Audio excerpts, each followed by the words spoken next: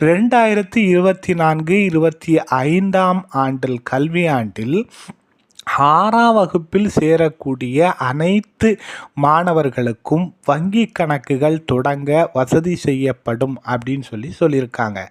அதோடு ஆதார் புதுப்பித்தல் செய்யப்பட்டு ஆதார் பதிவினை வங்கி கணக்கோடு இணைக்கும் பணிகளும் மேற்கொள்ளப்படும் அப்படின்னு சொல்லியிருக்காங்க. இது போக அவர்கள் உயர்கல்வி பெறுவதற்கும் பல்வேறு விதமான ஸ்காலர்ஷிப், அதாவது உதவித்தொகைகளை பெறுவதற்கு தேவையான சர்டிஃபிகேட், என்னென்ன விண்ணப்பங்கள் தேவையோ அவை அனைத்தையும் நாங்கள் ஏற்படுத்தி கொடுப்போம் அப்படின்னு சொல்லியிருக்காங்க.